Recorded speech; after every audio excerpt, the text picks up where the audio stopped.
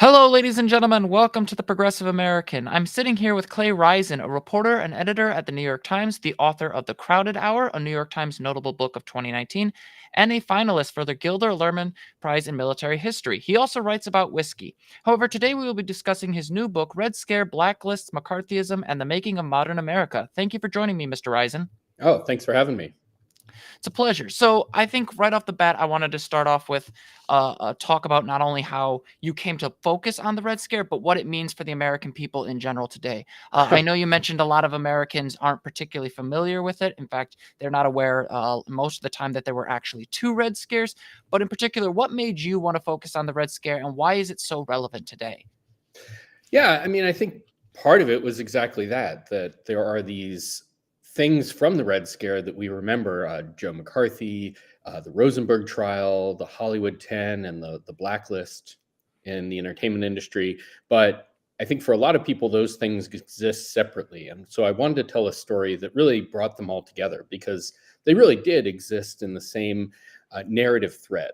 They were all linked together, starting in about 1946, going through for well over another decade. There was this period of intense anti-communist hysteria in the United States. And while there was a lot of reason to be concerned about Soviet espionage and subversion, it was not just blown out of proportion, but really weaponized by people who had other agendas to go after their political enemies. And it spread far beyond the issues of national security, say at the State Department or in our atomic weapons sector, to include everything from teachers to Hollywood actors to any postal workers, any sort of corner of America, regardless of whether it mattered what their beliefs were. The Red Scare affected them, and so I wanted to tell that story. And I was always really interested in the history. It's sort of coincidental in both good for me in that you always want buzz around your book, but bad maybe for the country, and that a lot of these stories now feel like current events. Every day, some new story pops up that has a direct reference back to some episode in the Red Scare. It's quite chilling. And to kind of hit off of that, it is concerning for a variety of reasons. Not least of all, the role of trauma. I know you've made a point that unfortunately a lot of the histories of the Red Scare kind of downplay the role of trauma from World War II, and how a lot of people just fundamentally still hadn't fully recovered from such a horrible war. And I was wondering, what role did World War II play in contributing to the Red Scare? How did it exacerbate really the security state and its abuses, and really just create the environment for this hysteria? It's a great question. There are really two ways, I'd say. The first is that to the extent that the Red Scare was a cultural conflict coming out of the 1930s between New Deal progressives and the backlash to the New Deal and anti-New Deal conservatives, the war really put kind of a damper on any sort of real conflict. So it was only after the war that you saw this conservative backlash really take up the issue of communism in this new context of the Cold War, where it was no longer just this conspiracy theory that communists were in control of the government, or it still was a conspiracy theory, but you couldn't dismiss it as easily. And so people who claimed that communists were living under our bed sheets and in our closets and in the State Department suddenly were taken very seriously. But the other way the war was relevant or shaped this era is exactly as you said, that there was a lot of trauma coming out of World War II. We remember the post-war era as this period of abundance and good feelings, and eventually it was that. But in those first few years, it was marked by a real sense of insecurity and a sense of fear and a sense of trauma. There were millions of service members coming back or not coming back from the war. Those who did had psychological wounds, physical wounds that were often is sort of ignored by the public, which had its own trauma of going through a period of rationing and sort of states of emergency. There was also a fear that the Great Depression would return. And And so in the context of all of that, the Cold War sets in, and within a matter of months after the end of the war, people are being told, "Oh, actually, now we have a new war, a Cold War that could be a hot war, and this time with nuclear weapons." And so everyone needs to be ready for that. And so not only were people sort of already fearful and insecure about their place in the world, their country's place in the world, but they were also prepared for these claims about national security. The way that we talked about it during World War II is to a large extent set the template and set the grounds for the way we talked about it during the Red Scare. Yeah, and I've always kind of wondered about that because, admittedly, you're right. I think that a lot of the histories don't do enough justice about how traumatic World War II was. Not only because we have a triumphalist like view of history that sees us progressing ever onward, but we also are under this false impression that we can never fall into hysteria or authoritarian thinking. But to kind of focus on this trauma element and really kind of transition to HUAC, I know in previous interviews you've mentioned that HUAC was not initially created to hunt communism, but was instead initially started as a means to root out Nazi espionage. And I'm curious, how did that transition go from hunting the most extreme of the far right to really chasing boogeymen and communists that were under the bed sheets, as you called them? Yeah, a lot of it has to do with just the capture of the committee by people who fundamentally wanted to use it as a tool to go after the administration. It was created ostensibly to go after any kind of un-American activities. That was its charge. But you're absolutely right that early on, the target was Nazi sympathizers and the far right. But because it had a pretty broad mandate, as soon as the chairmanship switched to a conservative Texas Democrat named Martin Dies, who had started off as a pro-Roosevelt, pro-New Deal congressman and then turned rabidly against it. As soon as he got control, the whole focus of the committee switched, and he started going after the administration, and he went after labor unions, and he even tried to go after Hollywood. And a lot of it was dismissed, by the public, by even other members of Congress. It was seen as this sideshow. He was seen as sort of a joke and as just an attention grabber. But it did help set the stage for later, much more effective witch hunts, simply by putting out the idea that Congress had the right to do this sort of thing. Yeah, and by setting a precedent for hunting people because of their believed political affiliations, you can set the standard for future yeah, can't speak today, inquisition, so to speak.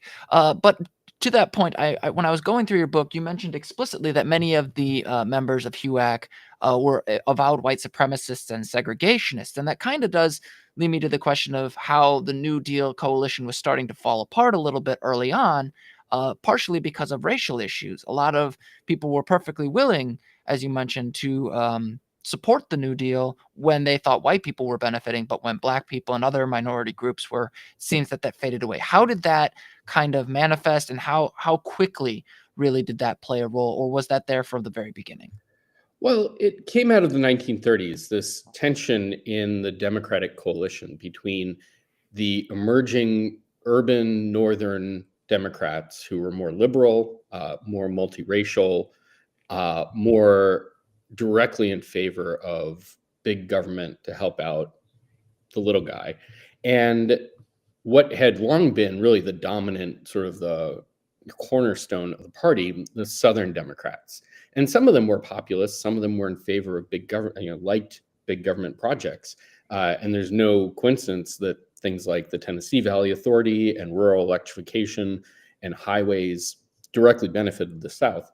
But they were very wary of the power of this new expanded government to tilt against segregation. And they were very wary of guys like Franklin Roosevelt, who was very clearly pushing the party away from segregation, away from the power of the Southern Democrats. And so HUAC became a tool in that sort of conflict. And you're right that early on, especially, many of the members were avowed white supremacists. John Rankin being the most obvious example. He was one of the most powerful members of Congress, and also not just a white supremacist, but a nasty anti-Semite. And now, as when HUAC was kind of this sort of fringe committee in Congress, no one really paid much attention to who was on it. Once the Red Scare happened and it started to move toward the center of congressional politics, a lot of those fringe congressmen or guys like Rankin were pushed aside because suddenly HUAC was a hot seat. It's where you wanted to be if you were a congressman on the make. And so guys like Richard Nixon came in, who, was himself not averse to red baiting, but was much more polished, was not a racial bigot, at least didn't promote that as his part of his worldview in Congress. And so the profile of the committee rose, and I'd say, standard of its members rose as well. So, and it became more legitimate by removing the most extreme members and the most overt, who were saying the quiet parts out loud. It could basically give itself this air of legitimacy. But Yeah, that, that's oh, right. sorry. No, that's absolutely right. And just to kind of play into that a little bit more, because you mentioned anti-Semitism, and when it comes to the way Helen Bryan was treated by the FBI, you mentioned that they basically tacked on this idea that she was Jewish as a way to sort of portray her as inherently dangerous. What role did anti-Semitism play, not just in the FBI's uh, examination of Helen Bryan, but also in just how they handled the Red Scare in general, since a lot of these conspiracy theories of infiltration have a lot of anti-Semitic underlying Sure. themes. Yeah, so anti-Semitism certainly runs through both the conflicts of the 1930s and through the story of the Red Scare. It's not always present, but it often is. And you look at the Rosenberg case, and while anti-Semitism didn't drive every aspect of the case, and I do think it's pretty clear that they were guilty of espionage, the rush to execute them and the public support betrayed a thick context or thick attitude of anti-Semitism on the part of, these people who would turn out in watch parties.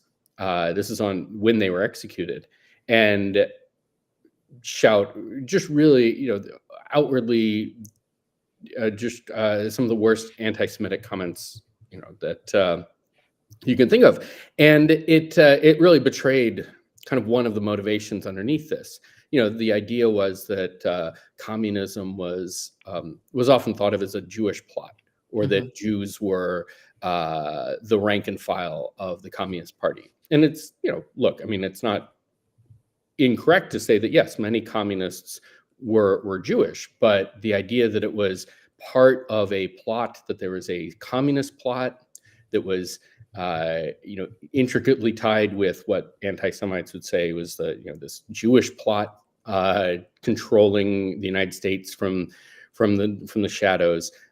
These things are hard. These were intertwined lines of conspiracy thinking, and that's not unique to the Red Scare. It's not unique to the United States, but it shows up very, very clearly.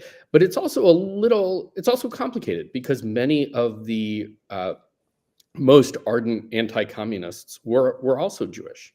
Many of them, but not all of them, had been members of the party as children, or as young people, and for a variety of reasons had turned against the party and become just as passionately against it as they had been for it. And there's an entire book, which is, I only touch on briefly, but there's an entire book to be done about, sort of the role that Judaism and Jewish identity played during the Red Scare, because it was both a line, sort of anti-Semitism was a line of attack, but it was also in some ways a motivation for people to get out and become anti-communist activists, to say, hey, Jews are not responsible for this. I mean, you found this in many of the most adamant anti-Jewish anti-communists. They wanted to say, hey, we want to prove that Jews are good Americans and not what the anti-Semites say. So it's a very complicated story, but I think it's one that you can't avoid when you talk about the subject.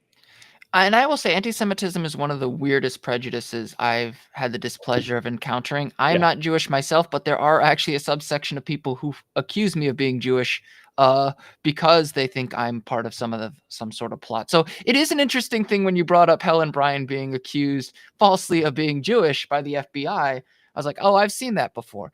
Yeah, But and to there's cut, and look, I mean, there's also, as we know, always, whether back then or today, but especially back then, there's also just a casual anti-Semitism, right? Mhm. Where people just draw certain assumptions about, and the true with anti-Black racism or any kind of prejudice. Sometimes we think it's always explicit and passionate and angry, and it's not always that. Sometimes it's just something that sits in the back of someone's mind and guides their assumptions about other people, uh, and that's dangerous as well. And I think that's what you saw with Helen Bryant. There was just this assumption. Well, she works for civil rights. She, is active in peace projects. She, I don't know, to the person writing the report, kind of looks Jewish. So we're just going to say she's probably Jewish. Why that's even relevant, don't know. But that was a part of it, and it spoke volumes that someone took that as a note. Yeah, and this is where it's kind of one of those things where you have to balance the understanding of this as just a regular hysteria, but and also the fact that it was also a serious issue of prejudice. One of the things when I was in college, I was looking into was the role of white citizens councils in Mm, portraying the civil rights movement as being controlled by Jewish people, because there was this patronizing attitude of only Jewish people could be this intelligent to organize these people. These black yeah. people can't advocate for their rights on their own, that kind of nonsense. But to get into that kind of thing and to turn to today, I was wondering, to what role do these kinds of themes of anti-black racism, anti-Semitism, and conspiratorial rhetoric appear in modern right-wing circles and even in some left-wing circles as well?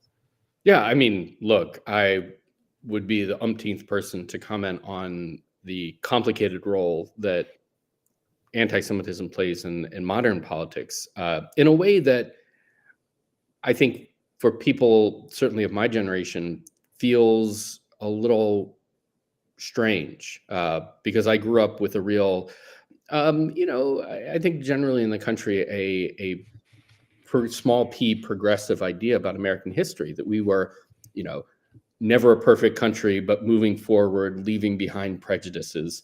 And while those prejudices still exist, they're nothing like the past. So we would look back and say, oh, there was a point in time when Jews weren't allowed into a lot of colleges or into certain, white shoe law firms. But that's not the case anymore. We've moved beyond that. And now to see in the 21st century, those hatreds reemerge. And again, as you say, on both sides, both the right and the left, in ways that are different, but often the same, and always with the same sort of set of assumptions underneath it. The same thing with anti-Black racism. It has been, I think it doesn't even take someone of my age to see this. I think anyone who lived through or experienced the George Floyd protests and watched that might have come out of it and said, hey, we as a country are really taking a giant step forward in that idea that this is all this march of progress toward a certain end.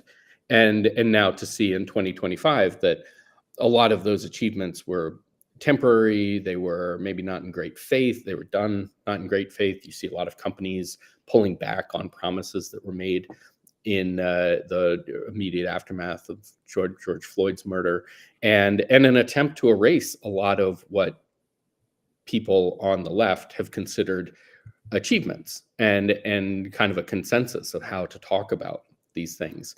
And so it's dispiriting to see that, but I think certain realists would look at this and say, well, I'm not surprised at all because this is just the country reverting to its mean.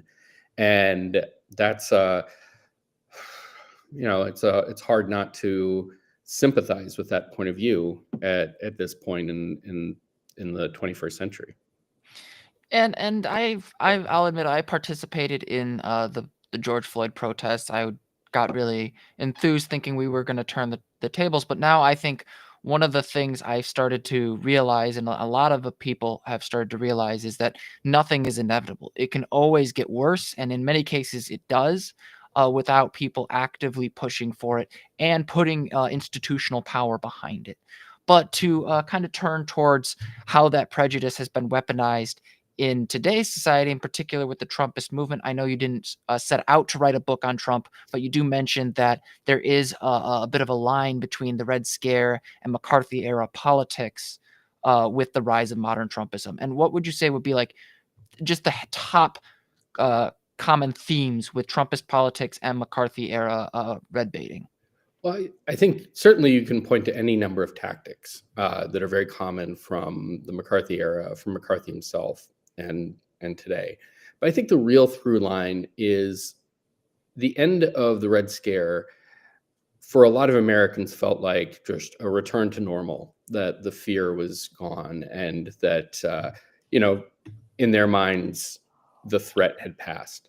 But for a hardcore of Americans, the threat had won, essentially. They felt like McCarthy had been fighting a good fight, but that he had been defeated, sacrificed. He was a martyr. And we're not talking about a small number of people. When McCarthy died, he had something like 25 to 30% support in the United States. And these were people who truly believed that there was not just inefficiency or bad policymaking at the federal level, but an active conspiracy, this cabal of left-wing elites, communists, anti-American, whatever, running things, and that was the long-term fight, right? That the New Deal, the modern federal government, the liberal state had to be demolished. And so even as, sort of centrist, or let's say, mainstream conservatism accepted the broad outline of modern politics and in fact participated in it, or modern policymaking, there always was this fringe, and it popped up from time to time. You see it under Goldwater and the Goldwater movement. Years later, Buchanan and the Buchananite populist movement.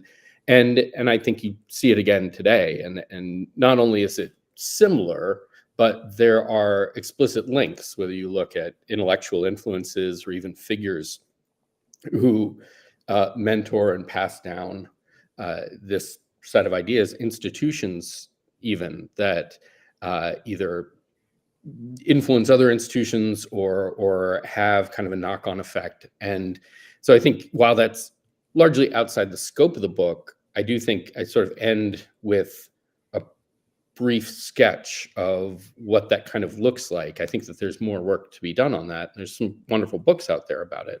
But I do think that you can see in the rhetoric of many people on the right today that direct through line.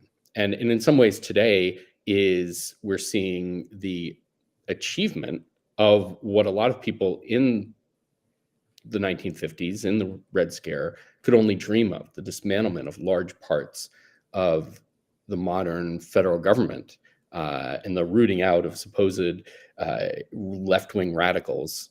That was the dream, and now it's being achieved. Yeah, and then you kind of mentioned the dismantling of the government agencies, and I think that kind of leads to what I was going to get into with Doge. I know mostly the argument for Doge is not necessarily conspiratorial in the anti-Semitic or anti-Black sense, although there is certainly an element of like how they talk about civil rights programs. But when it comes to this fear of this so-called deep state, this idea that there is a group of people in control of the government and it must be dismantled, it seems to me that there is an element of seeing the government's actions as inherently illegitimate, and then when people protest against that view of illegitimacy, it reinforces the narrative, similar to how McCarthyites who lost saw their loss as a means to justify their previous belief. And to me, what can be done to kind of pull people out of that perspective? Because once people get locked in this circular reasoning, it almost takes on a cultish narrative that is extremely dangerous. Yeah, look, I mean, I think describing the reality rather than playing to the conspiracy theory is core to that. Good information is always the most important tool. Now, these days, I think that that's harder to do than ever. The mainstream media is not nearly as powerful as it used to be, while there's a lot of, let's say, alternative forms of media that are very partisan, that are spinning a very different story. And, to talk about Doge, I mean, I think that's one great example where, depending on how it's explained and how even how people in the government talk about it, sometimes they talk about it as, look, this is just about government efficiency. And we really just need to go in and clean out the waste, which is hard not to agree with, right? Of course, if, we want our tax dollars spent well. Now, other people talk about it, or they look at it as, in much more crusading terms or nefarious terms. That Doge is fundamentally about dismantling this evil federal structure, right, and getting rid of woke policies that have terminally infected the federal government, whatever. I mean, but depending on who you are, you may hear one side or the other, or one version or the other. And I think that's also where you sort of wonder. I mean, I think for the people doing it, it's probably a little bit of both. I don't think everybody involved in it believes in a conspiracy theory, but I think that when you look at Elon Musk, for example, and the way he talks about what his job is, sometimes he says one thing, sometimes he says it's the other. I think he probably believes that he's doing both. And what I've been kind of mulling over while trying to figure out how to go about like talking about this issue with people, because I do engage a little bit in political canvassing and kind of that kind of operation, is one, how do you reach people who are not really sure where they're supposed to get their information? And you mentioned the mainstream media. And one of the things I've written about and raised concerns about is, while yes, there is a partisan media, and I'm running a show called The Progressive American, there is an element of what I do that is in this commentary sphere. But really good commentary and really good public media, or even media like this, does depend on that mainstream media. And private equity firms like Alden Global Capital have really got a lot of local newspapers and media environments. And so I guess the question I have is, to what extent do these cuts reinforce moral panics and make it easier for them to spread? Yeah, I think that's absolutely right. And look, while I think there's a huge crisis for local media, especially when it comes to the coverage of local issues, there's really no replacement for good locally reported, locally owned media, and that's largely disappearing. On the other hand, there are lots of ways to get the news, especially national news, a lot more than there used to be. And in some ways, that's a good thing. People have access to lots of different angles and lots of different takes, and that, in an ideal world, means that you'll have better informed readers or news consumers. But in reality, it takes a lot more work on the part of news consumers. You have to be willing to go out and find those sources. And whereas in the past, you only had a few TV channels to choose from, you only had a couple of newspapers to choose from, and they were all largely cut from the same cloth. And today there's a lot more opportunity and a lot broader sort of buffet of options, but you really have to look to find them and be willing to consume different sources. Because if you just kind of follow the old model and you say, okay, well, I'm just going to follow Fox or MSNBC, then you're really only going to get a certain amount of news, and a certain angle and a certain perspective. And whereas that might have worked in the past, today I just think you have to be much more active in searching to find some approximation of the truth. Yeah, and that's one of the reasons I keep saying it to everybody I, like, interact with on this question is, "Don't watch the news, read it." Unless, of course, it's my show, then it's fine. Watching's No. okay. Yeah, Watching, listening, reading, yeah. everything. Whatever, I try to be as uh, broad in my news consumption as possible, uh, because I try to be try to be critical in my points of view, try to see everything with a grain of salt, and hopefully come to my own conclusion. I think the worst thing that can happen is that people just sort of let commentators tell them what to think.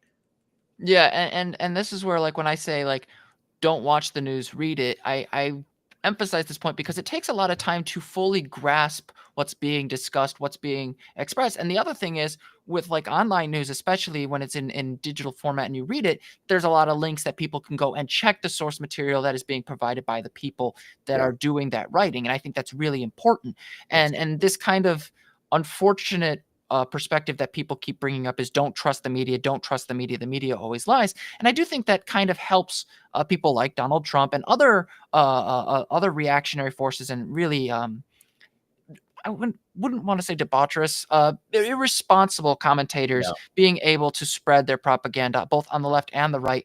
But to the other side of this, my concern is that we have a lot of people who seem to still think McCarthy was right. That yeah. uh, these fears of communist infiltration, this fear of a Marxism being thrown around, irrespective of whether or not they know what that means, still has the light of day. And I'm wondering, where did that come from? Like, how did that maintain itself after seeing so many people lose their well-being, lose their freedom, their jobs, and really their lives? Well, look, I think it comes down to, two really competing ideas about what America is about or what it should be. And they're they don't have to be diametrically opposed, but for certain people they are. On the one hand, we are a country of uh, a Christian country, a self-reliant country.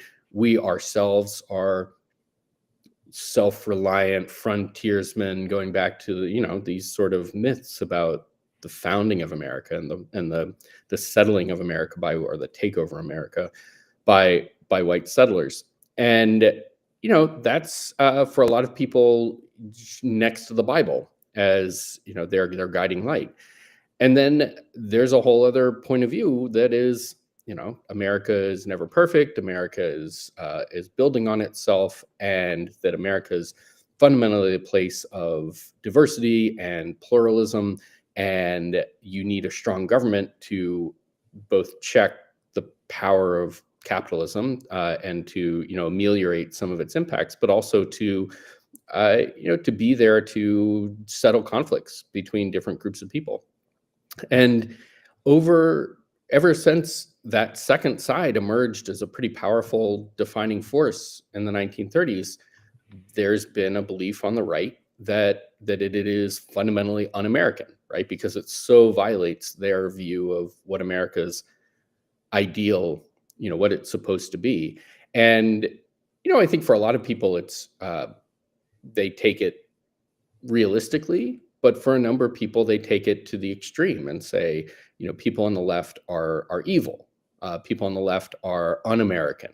Not just they have a different idea about America than I do, but they are evil. They're doing something evil to America, and that becomes a very useful tool in a lot of ways. It becomes very easy to then say, well, anyone who pushes for civil rights, if I'm a Southern segregationist, well, that's not an idea that I grew up with. That's not an idea that I consider it all in sync with my view of America. Therefore, it is un-American, right? And it's very powerful way to demonize ideas that sort of tilt against the right's conception of America. So I think it's kind of why it's always stuck around, right? It's just a very easy, and you see it today in the way that President Trump talks about the left, right? It's never just liberals. It's never the Democratic Party. It's always, the radical Democrats. No matter how far to the right, how conservative a Democrat is, he's going to call them a radical Democrat. And because it's a very useful way to say those people are not American, right? They're not fundamentally, there's something un-American about them. And I think this will probably be with us for a long time, certainly longer than any of the, President Trump or JD Vance or anybody is in office. I mean, we're always going to have this conflict. Yeah, once the genie's out of the bottle, it's kind of hard to put it back in. It is. It is. And I look at this and it's especially disheartening because I'm 26. I've pretty much spent most of my political career and even my writing career, and even just like the podcasting career with the consequences of one man's decision. And I Mm. think that's what makes the Trumpist movement a little more distinct from the Red Scare. Is Mhm. that there seems to be this cult of personality Yeah. around one man, a man who doesn't really embody a lot of the so-called values that they hold on to, especially when it comes to Christianity. But I do think that we also have to be careful because a lot of voters in the 2024 election and really in 2020 as well were mostly pocketbook voters. A lot of Americans Yeah. are unfortunately heavily focused on their pocketbooks in the short term and they don't see the long-term picture. But to some extent, I also think that plays a role in complicity. And I was wondering, what role did the complicity of many Americans contribute to how the Red Scare developed, how it went on for so long, and how destructive it was? Well, I think one through line that you could draw is that for most Americans, politics is uh, a secondary or tertiary consideration, and it enters into the focus of their thinking only when it directly affects something that's right there in front of them. Not all Americans. Some people are very concerned about politics on a regular basis, but for most people, it's and finances and personal economics, as you say, pocketbook. That's the most common way, right? If it suddenly seems like the economy is going down, people blame the president. It's often this very reductive story, as if the president were responsible for inflation or job cuts, and rarely is that really the case. But so I think that's certainly an issue now. I think that's, as you said, a reason why Trump was so successful in his races. But it was also in a different way what I think you'd say about the Red Scare, and that a lot of people didn't think a lot about the Red Scare. It was not, if you were not a progressive or a hardcore conservative, it was something that was happening, but it happened to other people. And you were aware of it, maybe, but not really caring. And what came through to you was maybe you believed that there really was a threat out there and you thought that it was justified to go after communists wherever they were, or the fear came through to you and you got the message that for the time being, at least, it's best just to keep your head down and maybe not speak out, maybe not support people who might oppose the Red Scare.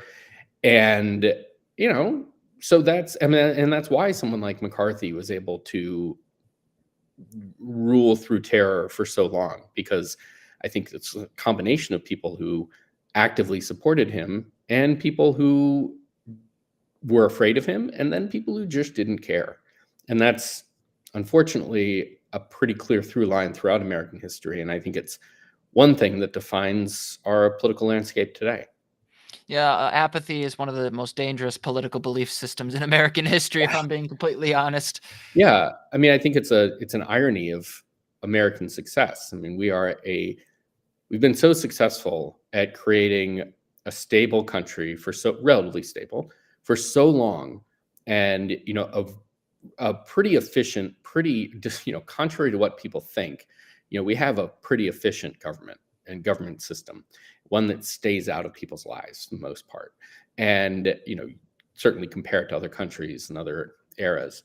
But because of that, we've created a space where people can completely ignore politics and they don't have to think about these things. And they don't even have to think about the fact that they don't have to think about it. And Mhm. that's great until it's terrible, because then you don't have In a crisis, you don't have an informed, engaged electorate, and that can be, dangerous in all sorts of ways. And to kind of hit on that note, you talked about how there is this attitude of like if you weren't directly affected by it, it was easier to ignore. And I think that kind of plays a role in the backlash right now that the Trump administration is putting forward towards the pro-Palestinian protests. Mahmoud Mhm. Khalil is a perfect example of that. You can argue whether or not his flyers were acceptable. I would argue that if assuming he was the one who was giving those out, those were definitely less than ideal, to put it very, very lightly. Yeah. But at the same time, he's not, as far as I'm aware, has not been charged with any crime. And the ability to otherize people because he's not a citizen, but instead has a green card, kind of plays on that role You of know, otherizing, removing people who are vulnerable, seeing them as not part of the system, and that they're not entitled to human dignity and human rights. Do you see a line between how the protest movements that occurred on campuses during the Red Scare were treated, and do you see a line to the Palestinian protests today? yeah, truth be told, there really weren't protests during the Red Scare. I mean, one of the things I think is really noteworthy about that period, versus today is the lack of a protest movement. Mm, Uh, you know, we there was in the 1930s there was a pretty solid, pretty strong through line or strain of street activism. A lot of it based around labor rights, but also marches in favor of civil rights and women's rights and peace and what have you. Uh, After World War II, that just really wasn't part of the conversation, and partly it was just because most Americans just wanted to get on with their lives. Partly it was because you know, people were afraid, but it also set the stage for the 1960s, where you have a new generation of people, the baby boomers, coming along and looking at how their parents had responded to a period of cultural and political oppression, uh, and coming away with a very critical perspective. They looked at their parents and said, "What do you mean you didn't stand up to McCarthy? What do you mean you weren't out in the streets? What is wrong with you?" And it was part of the critique posed by the new left, which was, the reason why we're here, why we're people are dying for civil rights, why we're involved in Vietnam, is because our parents' generation was complicit in that, and so we're not going to be complicit. We're going to stand up, and I think that setting aside the details of the excesses or mistakes of the 60s era, I think one of the great things to come out of it is an abiding commitment, not just on the left, but across America, to speak out and to express oneself. And so today, I think we see a pretty healthy expression of political dissent on campuses, and very much like the 60s, but not at all like the 50s, like late 40s and 50s. And that's a good thing. yeah, and I think the thing that a lot of Americans are, unfortunately, and you mentioned this with the apathy side of things, a lot of Americans are unfortunately under the impression that politics is an inherently dirty thing. And Mhm. that to me is a dangerous idea for two reasons. The first being, if you think something's dirty, you're going to avoid it. So you're never going to actually try and learn about it. And if you're never going to learn about it, you're never going to have your voices heard. So it reinforces the first point. And one of the things I really hope that interviews like this and really discussions in general about this historical period uh, point out is that there needs to be more political action. People need to learn more. They need to be able to inform themselves to really truly consent to their government. But as leading into my last question, if there was one core warning, one core point about the Red Scare that you would want Americans to remember, what would that be? I mean, it would be, I think, exactly what we're talking about. That look, my book explains why the Red Scare happened the way it did, why it happened when it did. It puts it in history. But one of the warnings that I try to bake into that is that just because it happened at a particular time in a particular way, doesn't mean that it won't happen again in some other form. I mean, we may not call it a Red Scare, but this idea of political hysteria justifying political repression is something that can happen again and again in different forms, maybe different enough where people don't even think about the historical precedent. And yet the lessons of the historical precedent are absolutely vital for maintaining a strong dissent. And I say that not in a partisan way. This is true wherever it comes from, left, right, wherever. I think today, of course, it's primarily coming from the right, but we as a country always need to be able to balance our concerns for security, our concerns for ourselves, with an absolute commitment to civil liberties, and wherever those are at issue, regardless of whose civil liberties they are, regardless of how distant they might be from our own lives, we have to recognize the possibility of continued repression and periods of repression. And so, the Red Scare to me then is a bright warning for anyone who wants Oh, did he cut off?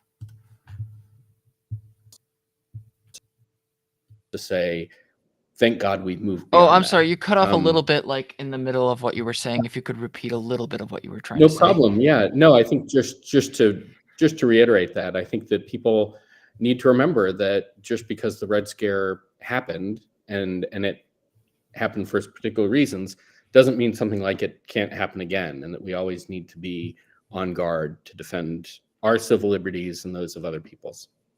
Yeah, exactly. And I think the thing that people need to remember is that they are not immune from propaganda. But I want to thank you again for joining me. This has been a wonderful interview. The book is The Red Scare. The author is Clay Risen. You can find it anywhere on your bookstores, Amazon, thrift books, and a couple of other places as well, correct? Absolutely. Wherever books are sold. Wonderful. Thanks again and have a wonderful